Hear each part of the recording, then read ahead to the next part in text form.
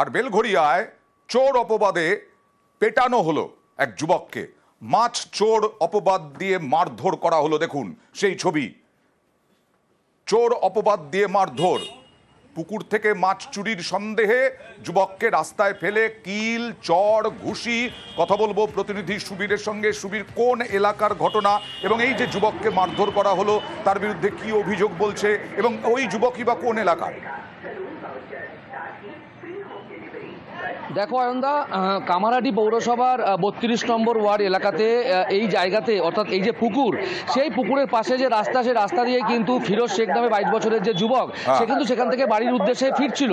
সেই সময় এই যে এলাকার যে তৃণমূল কর্মী নামে পরিচিত রাজকুমার বিশ্বাস, তার যে সেই পুকুরে সে চাষ করতো এবং সেই জায়গা থেকে সে তার মনে হয় যে এই ছেলেটি তার পুকুর থেকে মাছ চুরি করছিল এবং সেই জায়গা থেকে কিন্তু তাকে প্রথমে সেখান থেকে ধরে এবং সেখান থেকে ধরে নিয়েছে কিন্তু রাস্তার ধারে কিন্তু ফেলে তাকে কিন্তু বেধড়ক মারধর করা হয়। তাকে লাথি, ঘুষি, চট থেকে শুরু করে তার কলার ধরে টানতে টানতে তাকে বাড়ি পর্যন্ত নিয়ে যাওয়া হয় এবং যখন সে বলে যে সে চুরি করেনি তার কথা কিন্তু শোনা হয় না এবং এই যে রাজকুমার বিশ্বাসের মদ্যপ অবস্থায় ছিল এমনটা কিন্তু অভিযোগ এবং তারপরেও তাকে বেধড়ক মারধর করা হয় এবং তারপর সেখান থেকে স্থানীয় যারা লোকজন ছিলেন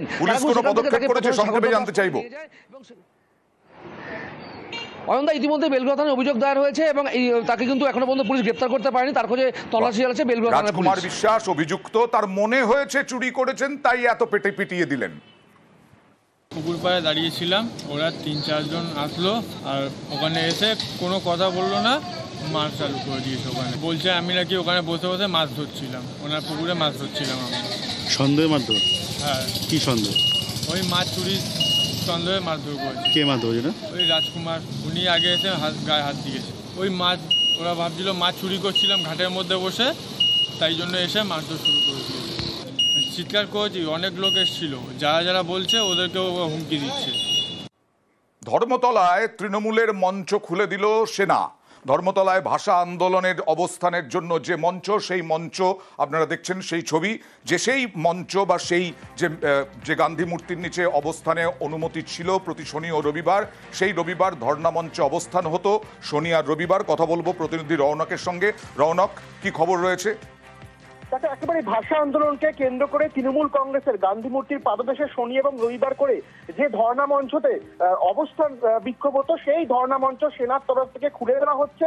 সেনাবাহিনীর তরফ থেকে বলা হচ্ছে গতকাল অর্থাৎ 31শে আগস্ট পর্যন্ত তৃণমূল কংগ্রেসকে পারমিশন দেওয়া হয়েছিল, অর্থাৎ অনুমতি দেওয়া হয়েছিল এবং অনুমতি দেওয়ার 24 ঘন্টার মধ্যে সেই মঞ্চ খুলে দিতে হয়। সেখানে ইতিমধ্যে তৃণমূল নেতা বৈষ্ণব চট্টোপাধ্যায় সেখানে রয়েছেন, তার সঙ্গে আলোচনা হয়েছে। তারা বলছেন যে ডেকোরেটর থেকে শুরু করে চেয়ার, সমস্ত সামগ্রী তারা সরিয়ে নিয়েছিলেন, এই বাস এবং যে স্ট্রাকচারটা রয়েছে তারা খুলে দিতেন। কিন্তু সেনার বক্তব্য যে 24 ঘন্টার মধ্যে যে স্ট্রাকচার খুলে দিতে হবে, সেই কারণে সেনার উচ্চপদস্থ আধিকারিকরা ঘটনাস্থলে রয়েছে এবং সেই মঞ্চ খোলার কাজ কিন্তু ইতিমধ্যে শুরু করে দিয়েছে।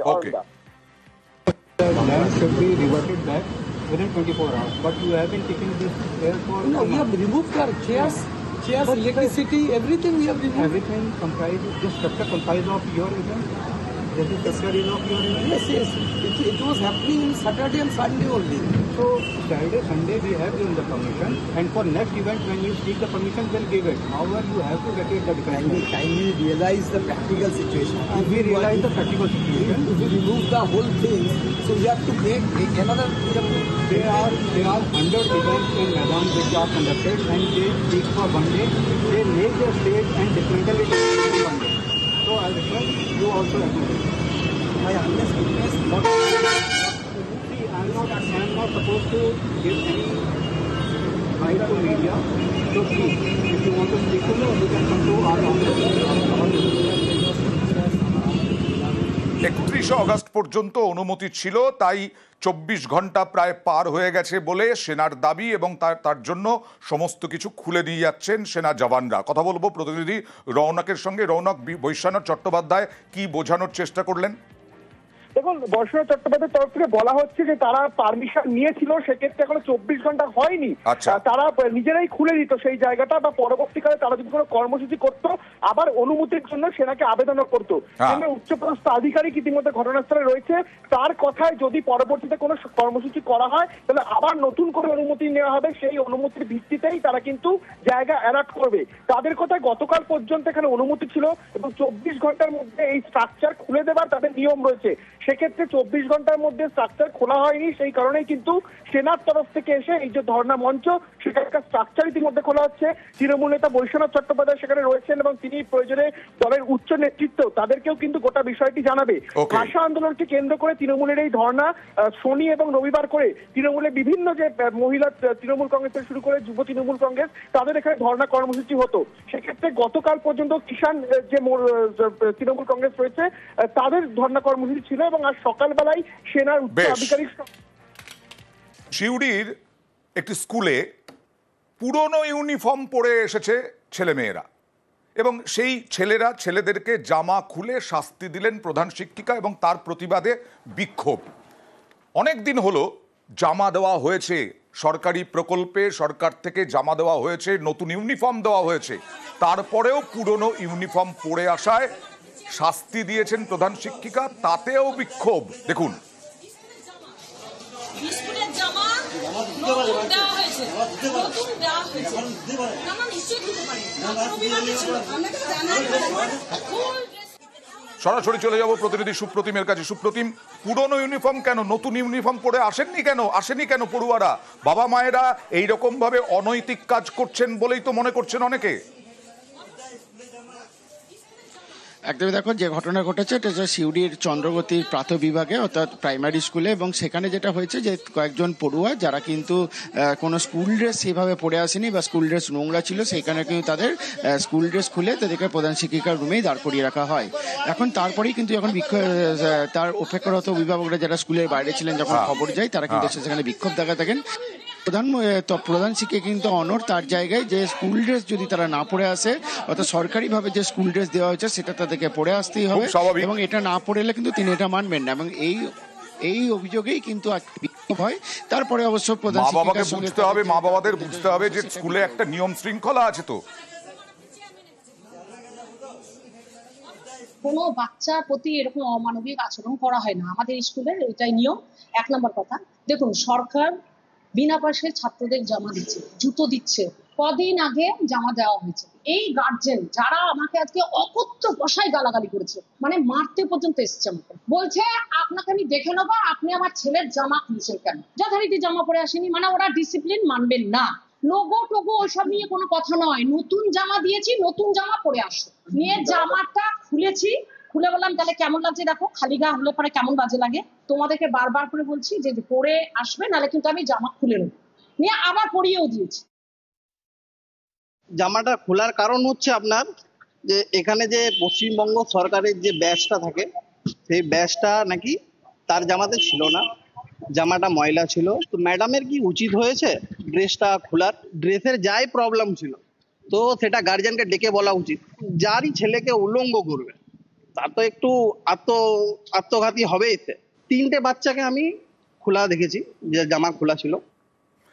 জলপাইগুড়িতে মাদক কারবারিদের বাড়ি একেবারে গুঁড়িয়ে দিলেন স্থানীয়রা। এই মাদক কারবার নিয়ে গতকালই পাড়ায় সমাধানে সোচ্চার হয়েছিলেন, সরব হয়েছিলেন স্থানীয়রা। আজকে একেবারে গুঁড়িয়ে দেওয়া হলো, আর্থ মুভার দিয়ে গুঁড়িয়ে দেওয়া হলো তাদের বাড়ি। ব্রাউন সুগার কিনতে এলে 5 জনকে পাকড়াও। গতকালই পাড়ায় সমাধানে সরব স্থানীয়রা। সরাসরি চলে যাব প্রতিনিধি শান্তনুর কাছে। শান্তনু, এই বড় ঘটনাটা স্থানীয়রাই এক হয়ে করলেন। দেখো, স্থানীয়রা কিন্তু একসঙ্গে মিলিত হয়ে 60 জনের একটি কমিটি তৈরি করেছে, যার মধ্যে 45 জন যুবক রয়েছে এবং যুবতী রয়েছেন 15 জন। তাদের বক্তব্য যে এলাকাকে রীতিমতন মাদক মুক্ত তারা করে ছাড়বেন। তারা পুলিশের উপর একদিকে ভরসা রাখছেন, কিন্তু পুলিশের অবর্তমানে সক্রিয় হচ্ছে এলাকার মাদক কারবারিরা, এমনটাই অভিযোগ। সেই কারণে মাদক কারবারিদের যেরকম চিহ্নিত করে তাদের বাড়ি ঘুরিয়ে দেওয়া হচ্ছে, অন্যদিকে যারা মাদক নেবার জন্য আসছেন অর্থাৎ ব্রাউন সুগার নেবার জন্য এলাকায় আসছেন তাদের ধরে ধরে তারা কিন্তু পুলিশের হাতে তুলে দিচ্ছেন। সংখ্যাটা 5 থেকে ইতিমধ্যে বেড়ে 13 হয়েছে এবং এই সংখ্যাটা আরো বাড়বে, কারণ তারা কিন্তু প্রতিটা এলাকা জুড়ে কিন্তু নজরদারি চালাচ্ছেন। 60 জনের এই টিম রাত দিন দুবেলা কিন্তু পাহারা দিচ্ছেন এবং তাদের একটাই বক্তব্য যে তাদের এলাকার অনেকেই মারা গেছে, অনেকেই অসুস্থ, তার মূল কারণ হচ্ছে যে এই মাদক কারবার।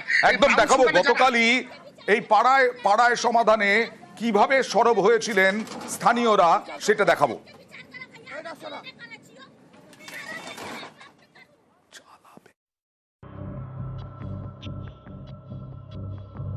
সব নেশা ছোট ছোট বাচ্চা কাচ্চা মরে যাচ্ছে, সবার বাড়ি বাচ্চা কাচ্চা মরে যাচ্ছে।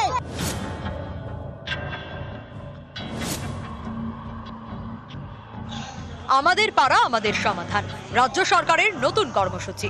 সরকারি ক্যাম্পে গিয়ে এলাকার রাস্তা, জল, আলো, নিকাশির মতো নানা সমস্যার কথা জানান বাসিন্দারা। কিন্তু জলপাইগুড়ি শহরে অন্য ছবি। সেখানে আমাদের পাড়া আমাদের সমাধান শিবিরে স্থানীয়দের অভিযোগ, সন্ধে হলেই পাড়ায় বসছে ড্রাগের আসর, রমরমিয়ে চলছে মাদকের কারবার, নেশা করে একাধিক মৃত্যুও হয়েছে। নেশা নেশা ছোট ছোট বাচ্চা কাচ্চা মরে যাচ্ছে, সবার বাড়ি বাড়ি বাচ্চা কাচ্চা মরে যাচ্ছে। জলপাইগুড়ি শহরে পাশাপাশি দুটি ওয়ার্ড 7 এবং 12।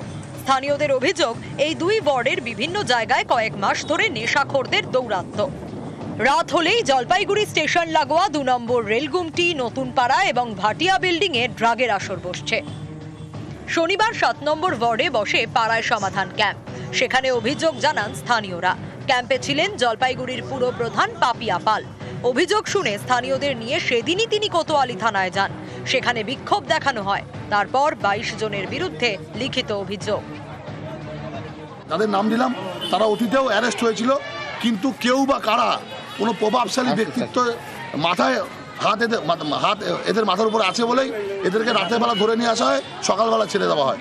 আগামী দিনে যদি এদের বিরুদ্ধে আইনানুগ কোনো ব্যবস্থা না নেওয়া হয়, তাহলে আমরা পুনরায় আবার সকলকে নিয়ে আমরা থানা ঘেরাও করবো, প্রয়োজনে আমরা এসপি অফিস ঘেরাও করবো। যে মাদকদ্রব্য সেবন এবং মাদকদ্রব্য বিক্রি, এই ধরনের একটা অংশের ছেলেমেয়েরা এই বিপথের দিকে চালিত হচ্ছে। বহুবার আমরা অভিযোগ জানিয়েছি পুলিশকে, পুলিশ ব্যবস্থা নিয়েছে।